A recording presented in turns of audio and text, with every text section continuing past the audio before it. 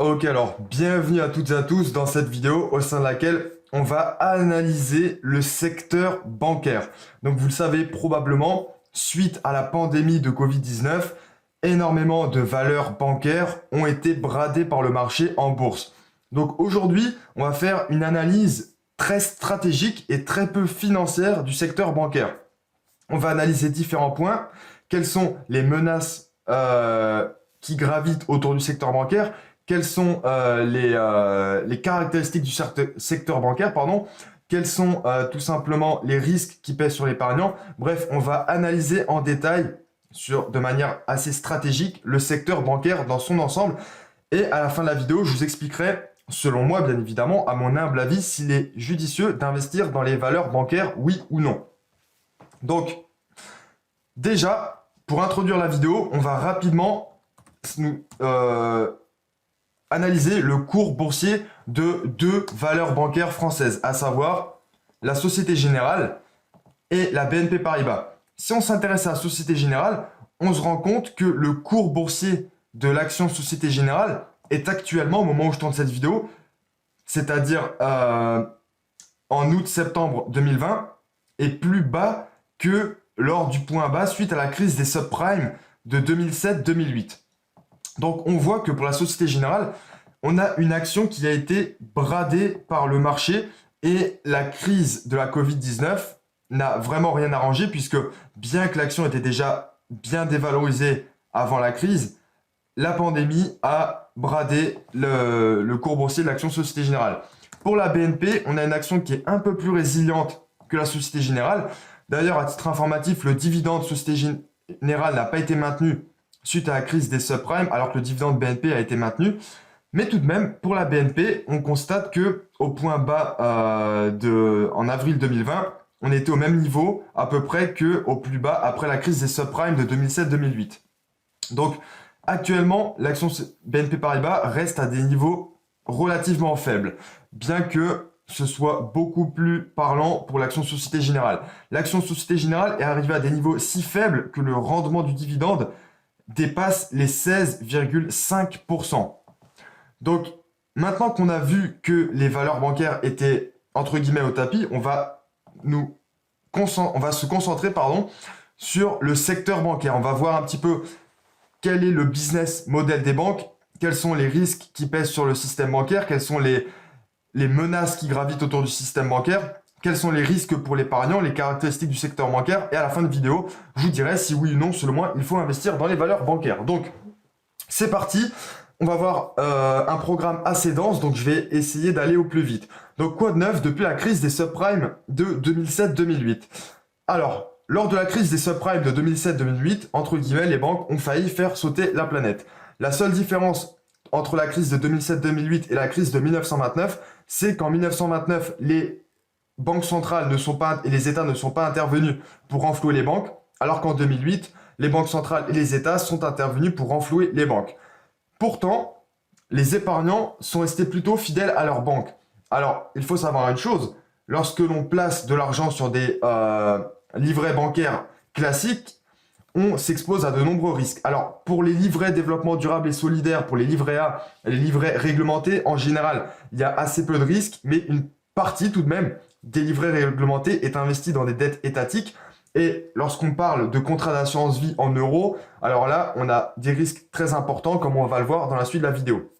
Donc, ce qui est étrange, c'est que selon de nombreux sondages, les Français n'ont pas tellement confiance dans leurs banques. Les banques, à plusieurs reprises, lors de grandes crises, ont été dans des situations d'insolvabilité quasiment.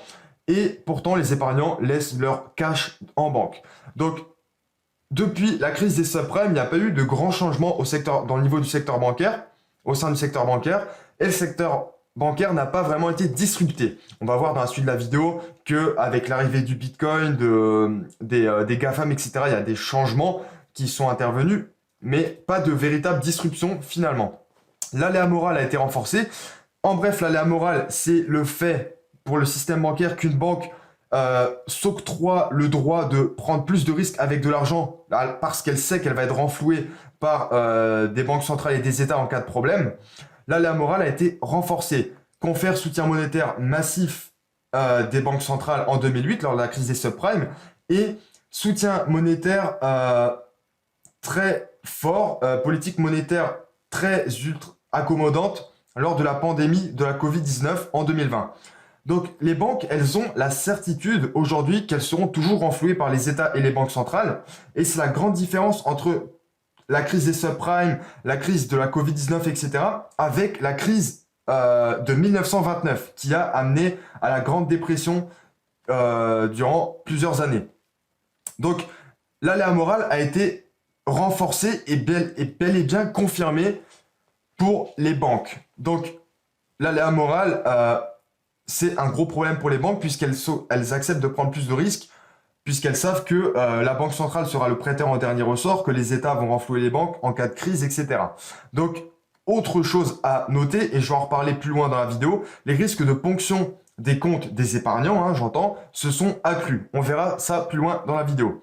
Donc, quand on parle de banque, de quoi parle-t-on? Quel est le business model des banques? Les banques, elles ont trois principales branches d'activité. Alors, la banque de détail, à laquelle se rattachent notamment les moyens de paiement, la gestion d'actifs et la banque de financement et d'investissement. En quelque sorte, la banque de détail, c'est le business model classique des banques. Les banques prêtent l'argent. En fait, les banques réalisent des marges de transformation en rémunérant les dépôts à un certain taux, par exemple 0,5%, et en se servant des dépôts pour octroyer des crédits, par exemple à 1%. Et bien, le différentiel, c'est la marge de transformation. La banque de détail, c'est le business classique des banques. La banque utilise l'argent des dépôts pour le prêter. Ensuite, on a la gestion d'actifs et la banque de financement et d'investissement. Lorsqu'on parle de banque universelle, on parle tout simplement de banque de détail plus de banque d'investissement ou banque d'affaires. Donc, globalement, la gestion d'actifs, c'est tout ce qui est gestion de portefeuille, gestion d'ETF. L'Ixor, c'est par exemple une filiale de la Société Générale, c'est la gestion d'actifs. Et la banque de financement et d'investissement, c'est une branche qui permet par exemple d'introduire des sociétés en bourse, etc. Donc, les trois grandes branches d'activité des banques sont celles-ci. Et aujourd'hui, la plupart des grandes banques ont ces trois branches d'activité dans leur business model.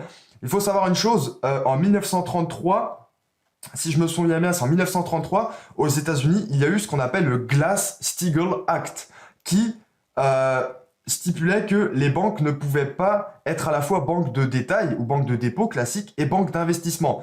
Et c'est une mesure qui a été prise aux États-Unis, justement, suite à la crise de 1929. Bien évidemment, le lobby bancaire étant puissant, on a vite oublié ce Glass-Steagall Act et aujourd'hui, les banques ont de nombreuses activités et confondent d'une certaine manière business model classique des banques, donc banque de dépôt et banque de financement et d'investissement.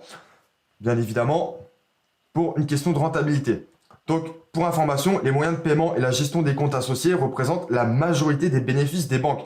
Les banques génèrent beaucoup de cash en gérant des comptes clients et en prélevant des commissions sur ces comptes clients et également grâce aux moyens de paiement, grâce aux cartes de crédit. Les banques se commissionnent sur chaque transaction et prélèvent régulièrement des frais de gestion sur compte client. C'est un gros problème des banques puisque si vous vous renseignez un petit peu, vous pouvez constater qu'il existe de nombreuses fintechs, et on va en reparler dans la suite de la vidéo, qui proposent des moyens de paiement gratuitement, comme chez N26 ou Revolut, dans la plupart des cas. Donc, le système bancaire, les risques bancaires, on va analyser deux slides maintenant, risque bancaire et risque monétaire. Au sein des risques bancaires, dans le système bancaire, on retrouve les risques de faillite. Par exemple, Lehman Brothers était une très grande banque aux États-Unis qui a fait faillite en 2008, suite à la crise des subprimes. Donc, je ne vais pas rentrer dans le détail, mais il faut savoir qu'à l'époque, le patron de la Fed était un ancien de Goldman Sachs, et Goldman Sachs était, Lehman Brothers était un concurrent de Goldman Sachs. Donc, c'est aussi une des raisons pour lesquelles les États-Unis ont laissé, entre guillemets, Lehman Brothers faire faillite. Mais peu importe, c'est possible qu'une banque fasse faillite. Lehman Brothers, c'était une très grande banque qui a fait faillite en 2008. Autre risque, le risque de ponction des comptes. Et là, je fais appel à votre vigilance puisque ça vous concerne a priori. Sachez que la ponction des comptes, elle est possible et elle peut être envisagée dans des cas extrêmes. Lors de la crise chypriote de 2013, énormément de comptes de clients ont été ponctionnés pour renflouer le pays. Et là, on parle d'un petit pays, Chypre, qui a été aussi renfloué par l'Union européenne. Mais dans le cas d'un pays comme la France, les montants à aligner sur la table pour renflouer un pays comme la France sont beaucoup plus importants. Donc, c'est important de comprendre que les risques de ponction des comptes existent. J'en reparlerai dans la suite de la vidéo. Autre risque bancaire qui, au-delà de l'aléa moral, les banques ont l'inclination à prendre des risques immodérés. Déjà parce qu'il y a l'aléa moral, mais aussi parce qu'il y a un certain nombre de réglementations prudentielles qui les empêchent de réaliser autant de profits qu'elles le veulent. Donc elles prennent plus de risques. Les accords de Bâle 3, selon moi, par exemple, ont été une mauvaise solution puisqu'ils ont augmenté le risque systémique du système bancaire. On retrouve les normes IFRS 9, la réglementation européenne PSD 2 et MIFID 2. Parmi les réglementations prudentielles qui encouragent d'une certaine manière, finalement, les banques à prendre plus de risques. Ensuite, les niveaux de fonds propres des banques sont très faibles. Le levier bancaire est très élevé. D'ailleurs, je précise pour le dire, lorsque vous analysez des valeurs bancaires, ne vous intéressez pas aux marges du secteur bancaire. Ça sert absolument à rien puisque les marges artificiellement élevées du secteur bancaire sont dues à de l'effet de levier très important. Autre chose, pour information, pour le secteur bancaire, on ne parle pas de chiffre d'affaires, on parle de produits nets bancaires. Mais peu importe, ça c'est pour votre information personnelle. Donc, il y a beaucoup de risques qui pèsent sur le système bancaire dans son ensemble. Il y a également des risques monétaires au-delà des risques bancaires. Parmi les risques monétaires, on trouve le fameux quantitative easing. Donc, c'est des rachats de dettes obligataires créés lorsque l'économie se porte très mal, pour simplifier les choses. Le quantitative easing, QE, est un risque monétaire. L'hyperinflation est un autre risque monétaire qui peut succéder au quantitative easing. Le contrôle d'échange est également un risque monétaire. Ensuite, deuxième grand risque monétaire, les taux négatifs. Dans toute l'histoire de l'économie, les taux négatifs, c'est du jamais vu. Et il y a même des taux négatifs sur les dépôts obligatoires que les banques commerciales doivent réaliser auprès de la Banque Centrale Européenne, donc dans l'UE. Et également, les taux négatifs entraînent l'effondrement des marges de transformation. Je vous ai dit que la banque de détail classique, c'est un business model qui consiste pour les banques à commissionner, par exemple, 0,5% les dépôts et à utiliser ces dépôts pour octroyer des crédits à, par exemple, 1%.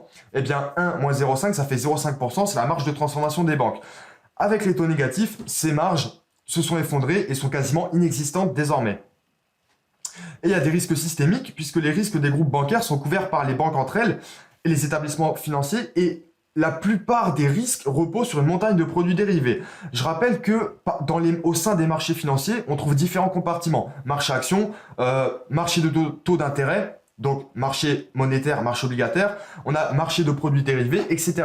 Les produits dérivés ont pour unique rôle de couvrir les risques. Un produit dérivé, c'est un produit qui permet de couvrir des risques.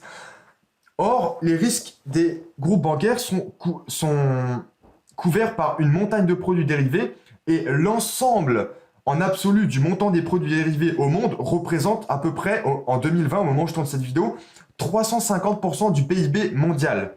Autrement dit, il y a une énorme bulle sur les produits dérivés si on le compare par rapport au PIB mondial. Maintenant, il y a également d'autres insuffisances du système bancaire. Il y a un gros problème de confiance. La plupart des sondages aboutissent aux mêmes conclusions, les épargnants ont peu confiance dans le système bancaire. Évidemment, les différentes crises, même si elles sont rares, comme la crise des subprimes, n'améliorent pas l'issue des sondages. Les moyens de paiement sont onéreux. Lorsque vous allez à la BNP ou à la Société Générale, alors je cite ces banques, mais j'ai rien contre elles, et c'est juste à titre d'exemple, parce qu'il y en a beaucoup d'autres. Mais lorsque vous vous rendez en agence bancaire pour ouvrir un compte et avoir une carte de crédit, vous avez des frais qui sont assez importants sur votre compte. Et vous pouvez avoir des moyens de paiement plus efficients, plus efficaces, meilleurs selon moi, gratuitement, en allant par exemple chez des concurrents, des fintechs tels que N26 ou Revolut. On en reparle plus tard. Donc, autre problème du système bancaire, il y a la moitié de l'humanité qui n'est pas bancarisée. Allez en Afrique et constatez par vous-même quel pourcentage de la population est bancarisée. En Afrique, il y a un gros problème de bancarisation. Entre autres, mais il y a aussi d'autres pays, mais je prends l'exemple de l'Afrique parce qu'en Afrique, il y a une énorme proportion de la population qui n'est pas bancarisée, tout simplement. Maintenant, si on revient en France, il y a plus de 50% des salariés du secteur bancaire qui sont des commerciaux. Je me suis amusé, entre guillemets, à analyser le programme des livres de révision pour les banquiers. Il y a beaucoup d'argumentaires de vente pour savoir, pour justement vendre des contrats d'assurance vie, des livrets A pour vendre tout un tas de produits financiers. En France, c'est un gros problème. La banque n'est pas là pour faire du commerce, du commercial. La banque est là pour gérer de l'argent. Et en France, plus de 50% des salariés du secteur bancaire sont tout simplement des commerciaux. Un banquier est devenu un commercial. Aux États-Unis, les réglementations prudentielles, pour information, sont plus laxistes qu'en Europe, mais il y a tout de même des risques systémiques très importants. Et en plus de cela, les banques font face à une concurrence de plus en plus forte d'acteurs proposant des services similaires. Je pense notamment aux fintechs tels que N26 ou Revolut. Il y a les banques en ligne, il y a des néobanques, il y a des GAFAM, on en reparlera par la suite, des crypto-monnaies, des plateformes de financement, etc. Et ça améliore pas la prise de risque des banques puisque les réglementations prudentielles augmentent la prise de risque des banques, la loi morale également, et la concurrence qui a tendance à devenir de plus en plus intense également. Donc maintenant, on va parler un peu de vous et de votre épargne. Sachez que si une crise vraiment majeure intervenait, il serait probable, du moins possible, que votre épargne soit gelée, voire ponctionnée. Depuis décembre 2013, dans l'Union européenne, la ponction des comptes est autorisée en cas de risque de faillite bancaire. Je vais vous mettre une fiche vidéo d'une vidéo que j'ai tournée il y a peut-être un an sur justement la directive BRRD et la loi Sapin 2. Et depuis 2016, en France, le gel des contrats d'assurance vie en fonds euros est autorisé en cas de risque bancaire. C'est la loi Sapin 2. On peut tous applaudir maintenant pendant quelques secondes Michel Sapin pour cette superbe loi qui fait plaisir à tout le monde. Ça fait plaisir, c'est super. Bref, trêve de plaisanterie, mais sachez que c'est vraiment possible. Évidemment, c'est pas le genre de choses qui est trop médiatisé. Si je vous apprends quelque chose, c'est normal. L'État n'a aucun intérêt à vous avertir d'un gel possible des comptes d'assurance vie, justement pour maintenir des encours sous gestion importants. Donc on avance. Maintenant, on va parler de quelques éléments disruptifs qui sont intervenus au cours de la dernière décennie au sein du système bancaire, au cours des 15 dernières années, pour être un peu plus précis. Première rupture, les banques en ligne. Les banques en ligne ont été créées au début des années 2000. Avantage des banques en ligne, elles sont performantes, compétitives, accessibles et surtout peu onéreuses. Elles sont moins chères que les banques classiques. Mais elles n'ont pas renversé les banques traditionnelles. Pourquoi? Parce qu'elles sont quasiment toutes devenues filiales de grands groupes bancaires. Par exemple, Boursorama est une très bonne banque en ligne et elle est filiale de la Société Générale. Deuxième rupture, les fintech et néobanques. Là, c'est assez intéressant. Les fintech, ce sont des entreprises qui combinent technologie et finance. La contraction de technologie et finance, ça nous donne le mot fintech. Alors une fintech, c'est une révolution d'usage plutôt qu'une révolution bancaire. Parmi les fintech, on trouve PayPal, les comptes Nickel, Yomoni, Revolut et N26, par exemple, parmi d'autres. Les fintech se sont attaqués, et ça c'est intéressant, à tous les maillons de la chaîne bancaire, applications de paiement, transfert de devises, plateforme de prêts particuliers aux entreprises, donc c'est du crowd lending, plateforme de financement, ça c'est du crowdfunding, placement automatisé, les robo-advisors notamment, ça c'est assez intéressant pour l'investisseur en bourse d'ailleurs, comme Yomoni, cagnotte en ligne, agrégateur de comptes et j'en passe. Bref, les fintech se sont spécialisés dans différents usages bancaires et se sont attaqués à tous les maillons de la chaîne bancaire. Petite précision, le crowdfunding, le crowdlending et les marchés financiers sont des obstacles aux banques dans leur activité de crédit, notamment crédit à la consommation, crédit aux entreprises, crédit immobilier. Et je pense notamment au crédit aux entreprises. Donc le crowdfunding, ça permet tout simplement, de financer des entreprises et des particuliers. Le crowdlending également. Et les marchés financiers, et je pense notamment aux marchés actions, sont un énorme obstacle au système bancaire puisque les entreprises opèrent majoritairement à crédit. Et donc, pour se développer, les entreprises peuvent avoir recours au système bancaire, donc à emprunter de l'argent, soit sous forme d'emprunt bancaire, soit sous forme obligataire, ou alors les entreprises peuvent faire appel au marché financier, et en l'occurrence au marché action, via des introductions en bourse, des augmentations de capital, etc. Et donc, c'est pour ça que les marchés financiers sont un frein au développement du système bancaire, et c'est pour ça que les banques également ont parmi leurs activités la banque de financement et d'investissement ainsi que la gestion d'actifs. Pour information, aux États-Unis, en Europe, on a une économie de la dette, de l'endettement, puisque les entreprises font plutôt appel au système bancaire et à la dette qu'au marché financier pour se financer. Aux États-Unis, on a une économie de marché parce que les entreprises font plutôt appel au marché financier qu'au système bancaire pour se financer. Mais les fintechs, malheureusement, n'ont pas renversé les banques traditionnelles. Pourquoi? Eh bien, les fintechs ont eu elles-mêmes besoin d'argent pour se développer à leur début. Et qui a financé en grande partie les fintechs? Eh bien, ce sont les banques. Les banques ont contribué au financement des fintechs lors de leur levée de fonds. Et donc, elles ont pris des participations dans ces fintechs et, in fine, elles ont souvent racheté. Donc, les fintechs, pour information, n'ont toujours pas obtenu l'entière confiance des épargnants, comme pour le cas des banques classiques. Quelques exemples. Le pionnier des néobanques, Nickel, a été racheté par la BNP Paribas en 2017. Donc, le problème, c'est que lorsqu'il y a des ruptures qui semblent intéressantes, souvent elles sont contrecarrées par des rachats, tout simplement, de la part des banques classiques. Ensuite, troisième rupture, les opérateurs télécoms. Ça, c'est moins connu, mais c'est très développé dans les pays africains, entre autres. Les opérateurs télécoms sont entrés dans le jeu bancaire en tant que concurrents. Ils permettent notamment le paiement mobile via SMS. Alors, je pense pas que c'est trop développé en France, mais leur essor est fulgurant en Afrique, puisque quasiment personne dispose d'un compte bancaire et d'une carte bleue en Afrique. Donc, les paiements mobiles, il faut savoir qu'en Afrique, il y a peu de gens qui ont un compte bancaire, il y a peu de gens qui ont une carte bleue, mais il y a beaucoup de gens qui ont un téléphone. Donc, le paiement mobile, ça se développe de manière très rapide en Afrique. Et donc, parmi les opérateurs télécoms qui sont entrés dans le jeu bancaire, on trouve Orange Bank ou encore M-Pesa. Ensuite, quatrième rupture, les GAFAM et assimilés. Alors, ça peut paraître étrange de parler de GAFAM lorsqu'on parle de banque, mais sachez que dans les faits, les GAFAM représentent une véritable menace pour les groupes bancaires. Juste après, on va se concentrer sur Apple Pay pour une étude de cas pratique. Donc, les GAFAM représentent une réelle menace pour les groupes bancaires. Les géants du web, Google, Amazon, Facebook, Apple, Microsoft, les GAFAM, ont un pouvoir et un réseau de clients gigantesques. Pour l'information, Apple a un tout petit peu plus d'1 milliard de comptes utilisateurs. On va reparler de ça juste après. Donc en Chine, et ça c'est ce que j'ai observé en faisant beaucoup d'analyses, Alibaba, Tencent et Baidu ont déjà transformé le paysage des paiements. Et autre chose intéressante, il y a maintenant également des chaînes de distribution alimentaire qui se mettent dans le paiement. Les grands groupes de distribution alimentaire se mettent également au crédit pour les particuliers. Mais pourquoi? Tout simplement parce que ces grands groupes de distribution alimentaire ont un excédent chronique de fonds de roulement sur besoin de fonds de roulement. Je ne rentre pas dans le détail, mais c'est logique. Les entreprises, généralement, elles payent à échéance, elles sont payées à échéance, mais pas pour les entreprises qui opèrent en business to consumer, c'est-à-dire en B2C, comme les grands groupes de distribution alimentaire.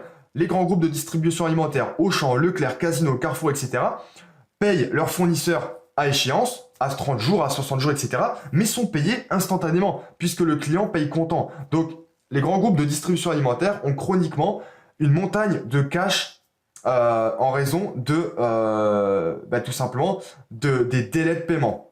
Et donc, ça permet aux grands groupes de distribution alimentaire de financer, de se mettre au crédit pour les particuliers. Donc, parmi les géants du web et leurs solutions de paiement, on trouve Apple Pay.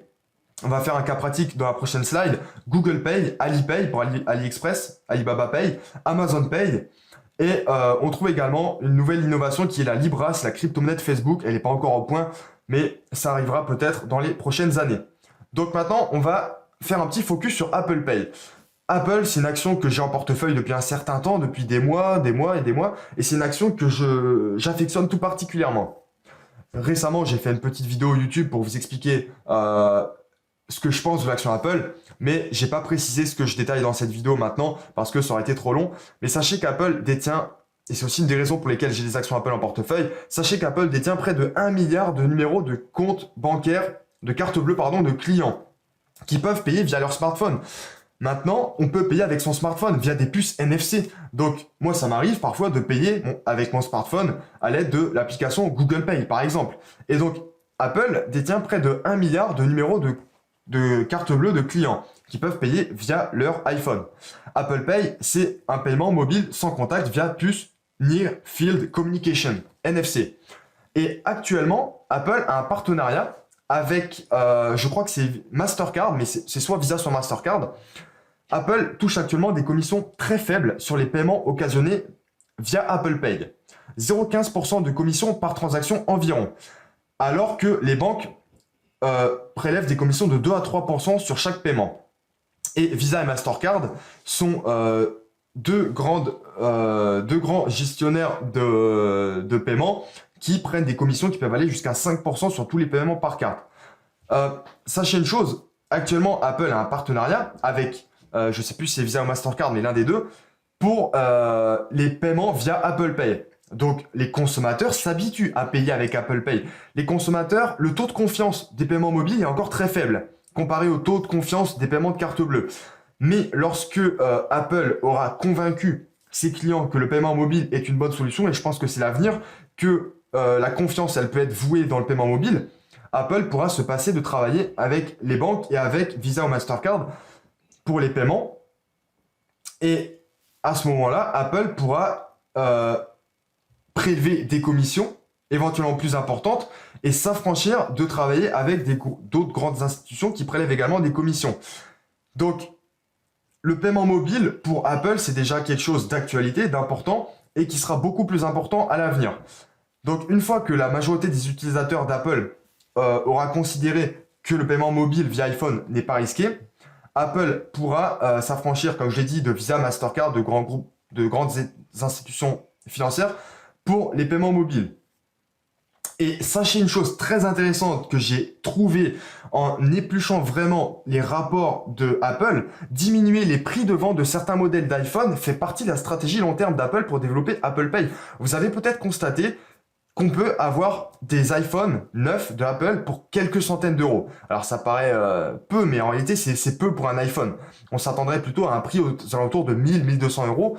Pour quelques centaines d'euros, on peut avoir un iPhone. Je pense qu'à 500 euros, il est possible d'avoir un iPhone neuf. Ça fait partie de la stratégie d'Apple. Développer les ventes d'iPhone pour que de plus en plus d'utilisateurs aient l'iPhone et payent avec l'iPhone, ça fait partie de la stratégie pour développer Apple Pay. Et c'est important de le comprendre. L'objectif d'Apple Pay, c'est de court-circuiter le système bancaire ainsi que les frais associés, puisqu'on a des commissions de 2 à 3% sur chaque transaction. Et le paiement mobile est probablement le moyen de paiement ayant le plus d'avenir. Personnellement, je pense que l'avenir du paiement, c'est pas la carte bleue, c'est le paiement mobile. C'est un avis purement personnel, mais c'est ce que je pense à horizon 10 ou 15 ans.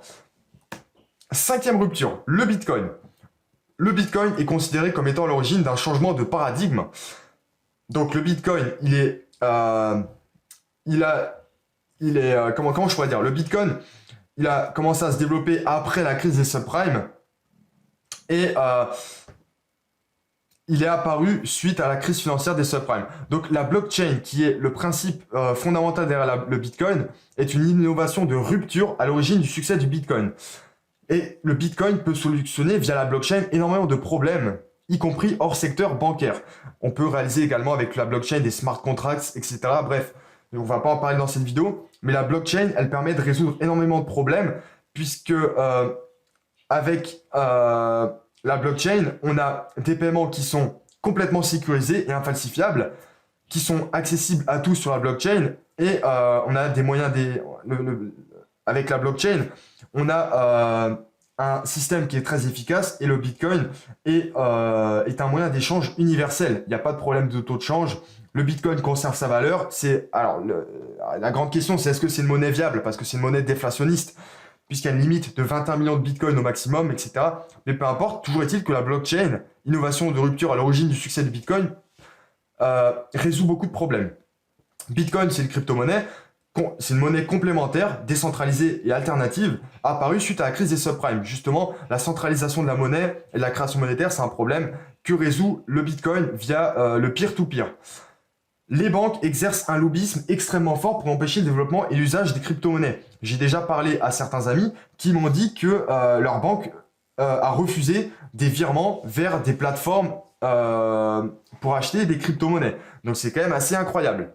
Atout du Bitcoin. Le Bitcoin n'est pas indexé sur des devises ayant cours légal. Donc peu importe s'il y a une inflation ou une déflation, le Bitcoin ne sera pas impacté. C'est une monnaie décentralisée et sécurisée. C'est une monnaie protectrice en cas de récession. C'est un peu comme l'or, c'est l'or numérique. le Bitcoin est complètement hors circuit bancaire et donc hors risque bancaire. Le Bitcoin solutionne des problèmes tels que tout d'abord la convertibilité entre monnaies, l'utilisation sur Internet, la sécurité et la fiabilité des transactions. Avec la blockchain, toutes les transactions sont publiques et consultables. Et la création monétaire, elle est autorégulée. Il n'y a pas de, entre guillemets, faux monnayage, même si j'exagère un peu, avec le quantitative easing des banques centrales, etc. La création monétaire, elle est autorégulée. Et surtout, l'avantage du Bitcoin, c'est qu'il respecte les 3 critères fondamentaux d'une monnaie. Une monnaie doit servir d'unité de compte, de moyen d'échange et de conservation de valeur. Si on prend l'exemple de n'importe quelle grande monnaie sur cette terre, que ce soit le dollar, l'euro ou encore le yen ou le yuan, peu importe, on a donc 2 des 3 critères fondamentaux de la monnaie qui sont respectés. L'euro, le dollar, etc. Sont des unités de compte, des moyens d'échange, mais pas des moyens de conservation de valeur. En raison de l'inflation, 1 euro d'hier valait plus qu'un euro d'aujourd'hui et 1 euro de demain vaut moins qu'un euro d'aujourd'hui. Avec le Bitcoin, il n'y a pas de problème. Il y a une conservation de valeur comme avec l'or. Donc ça, c'est pour la 5e rupture. Maintenant, on va passer aux caractéristiques du secteur bancaire. Qu'est-ce qui caractérise le secteur bancaire? Alors, tout d'abord, le secteur bancaire est un secteur oligopolistique, c'est-à-dire qu'on a un certain nombre réduit de compétiteurs, de concurrents qui se partagent le marché. On a de très fortes barrières réglementaires à l'entrée. Obtenir une licence bancaire pour s'implanter, c'est extrêmement complexe. C'est vraiment très complexe. On a des difficultés et coûts importants pour obtenir une licence bancaire, ce qui maintient l'oligopole en place. Bien évidemment, un lobby très puissant. C'est bien évidemment le lobby bancaire qui fait en sorte que les barrières à l'entrée soient très fortes et qui maintient l'oligopole en place. Autre fait qui intervient souvent dans le secteur bancaire, c'est le pantouflage. Le pantouflage, ça consiste tout simplement, un exemple concret, il y a pantouflage lorsque un haut fonctionnaire donc du secteur public va travailler à la direction d'une banque du secteur privé. Donc ça, c'est le pantouflage. Il y a énormément par exemple, de pantouflage autour de Bruxelles, autour de la commission de Bruxelles. Et le champion dans le système bancaire du pantouflage, c'est la Goldman Sachs. Au sein de la Goldman Sachs, on trouve des anciens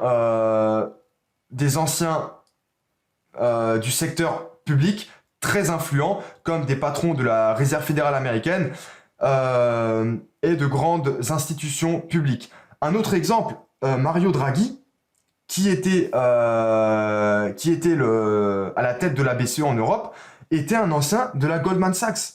Et il y a toujours un lien très fort entre les grands de ce monde et la Goldman Sachs. Donc ça, c'est ce qu'on appelle le pantouflage. Ensuite, il y a un problème de confiance dans le secteur bancaire. Et ça, c'est un problème que la blockchain résout, par exemple. Et les plus grands groupes bancaires ne pourront pas faire faillite. Je vais en reparler un petit peu juste après. Mais sachez que si un grand groupe bancaire fait faillite, l'État fait également faillite. Donc, c'est ce que j'appelle l'inceste, les relations incestueuses entre État et groupe bancaire. En réalité, il y a une triade entre État, banque centrale et banque commerciale, mais on va se concentrer déjà sur l'inceste entre État et groupe bancaire. Sachez une chose, les gouvernements obtiennent une partie du financement de leur déficit budgétaire via l'épargne du public collectée au sein du système bancaire. Un exemple très simple, en France, le placement favori des Français en termes de montant absolu, c'est l'assurance vie en fonds euros. Eh bien, les assurances vie, les contrats d'assurance vie en fonds euros sont investis dans quoi? Sont investis très majoritairement dans des obligations d'État françaises. Autrement dit, de la dette d'État français. Donc ça, évidemment, peu de gens le savent, peu d'épargnants le savent, mais lorsque vous placez de l'argent sur un contrat d'assurance vie en euros, vous financez le déficit budgétaire de l'État. Puisque l'assureur vie va investir, pour vous rémunérer un intérêt, va investir l'argent dans des obligations d'État. Problème, d'ailleurs, j'en profite pour le dire, dans les contrats d'assurance vie, on parle de contrat. Donc, vous avez un taux d'intérêt qui contractuellement doit vous être rémunéré. Or, les rendements obligataires avec le taux d'intérêt négatif ont tendance à diminuer au fur et à mesure. Donc à chaque fois qu'un assureur doit renouveler une dette arrivée à maturité, eh bien la nouvelle dette est à taux d'intérêt encore plus faible. Donc il y a des problèmes de solvabilité d'ailleurs qui pèsent fortement sur les assureurs. Vous remarquerez peut-être que de plus en plus d'assureurs proposent, déjà restreignent l'accès à des assurances vie en euros et proposent davantage des assurances vie en unités de compte. Bref, Sachez que si l'État laisse une grande banque faire faillite, il perd une source de financement dont il a besoin pour rester solvable. À titre d'exemple, la France creuse chaque jour à peu près sa dette publique d'à peu près 300 millions d'euros. Donc, sachez une chose, l'État a besoin d'argent constamment. Donc, si l'État laisse une grande banque faire faillite, il perd une source de financement dont il a besoin pour rester solvable. Pourquoi? Parce que les banques, à travers l'épargne du public, à travers les assurances vie, etc., financent les États. Donc, ça, c'est un premier problème. Et en plus, les banques ne laisseront pas un État faire faillite. On dit plutôt faire défaut. Faire défaut, tout simplement parce que les banques financent les États. Donc, elles ne vont pas laisser leurs débiteurs faire faillite. Sinon, elles perdraient tout simplement l'argent qu'elle a prêté à l'État. Donc, les banques centrales interviennent en cas de crise pour créer ex nihilo des sommes colossales de liquidités, notamment via du quantitative easing, pour inonder le circuit bancaire. Sachez que si un État tombe, il emporte les grandes banques dans sa chute, et si une banque tombe, elle emporte l'État dans sa chute. Donc, banques et États se solvabiliseront quoi qu'il en soit. Le dindon de la farce, puisqu'il y en a un, c'est qui? C'est vous et moi d'ailleurs aussi, tout le monde qui épargne dans les banques, c'est l'épargnant. Alors, le dindon de la farce, moi je ne m'inclus pas trop dedans parce que j'ai investi principalement dans des actifs qui sont peu risqués. Enfin, peu risqués. Tout est relatif, mais des actifs qui sont plutôt hors circuit bancaire. Mais sachez que l'épargne bancaire est relativement risquée, plus qu'on ne le pense. Sachez une chose, la faillite bancaire elle est synonyme de dépression économique. On parle plus de récession, on parle de dépression économique. Autrement dit, une récession de longue durée. C'est ce qui s'est passé en 1929. La différence entre 1929 et 2008, c'est qu'en 1929, les États et la Banque centrale aux États-Unis n'ont pas solvabilisé les banques, contrairement à 2008. Il n'y a pas eu d'interventionnisme des États et banques centrales. Donc, alors maintenant, est-ce qu'il faut investir sur les valeurs bancaires? Alors, sachez une chose, sur les valeurs bancaires, on a des ratios PER très intéressants. Il y a un avantage avec les valeurs bancaires, c'est qu'on a des valeurs qui sont très cycliques, donc on peut miser dessus lorsqu'elles sont complètement bradées par le marché, et c'est actuellement le cas, dans l'objectif d'une plus-value. Mais il y a tout de même encore trop de menaces, par exemple des taux qui sont durablement bas, et les pouvoirs des gens du web qui sont en train entre guillemets, dominer le monde. Néanmoins, les grands groupes bancaires sont too big to fail et peuvent s'appuyer sur un soutien inébranlable des États et banques centrales. Donc, est-ce qu'il faut investir sur les valeurs bancaires? C'est une question qui est intéressante. On sait que plus ou moins les banques ne pourront pas faire faillite. Donc, on peut, les grandes banques en tout cas, comme la BNP, ne pourront pas faire faillite. Donc, on peut se dire que c'est intéressant d'investir sur les valeurs bancaires. Alors, oui et non. Sur un investissement de long terme, vous n'allez pas avoir une performance exceptionnelle, mais vous pouvez toujours investir sur les valeurs bancaires uniquement dans l'objectif d'une plus-value à horizon moyen-long terme. Vous pouvez par exemple acheter des actions de Société Générale maintenant et attendre quelques années pour les revendre par exemple 3 fois plus cher. Toujours est-il que n'achetez pas des valeurs bancaires pour le rendement qui est illusoire. Le dividende peut être coupé à tout instant, voire diminué. Et n'achetez pas des valeurs bancaires à n'importe quel moment. On parle de valeurs cycliques, donc il faut les acheter seulement après un crack lorsqu'elles sont au plus bas. Donc écoutez, c'est tout pour cette vidéo. Pour information, je n'achèterai pas de valeurs bancaires. Je n'ai pas de valeurs bancaires en portefeuille. J'ai seulement Visa et Mastercard qui ne sont pas tellement des valeurs bancaires, qui sont plutôt des établissements d'émission de cartes de crédit. Mais sachez que je n'investirai pas dans les valeurs bancaires pour l'instant. Donc bref, vous pouvez le faire actuellement au niveau de valorisation actuelle dans un objectif de plus-value à moyen long terme néanmoins. Donc écoutez, je ne vais pas surcharger la vidéo. C'est tout pour cette vidéo. Je vous dis à bientôt pour une prochaine vidéo.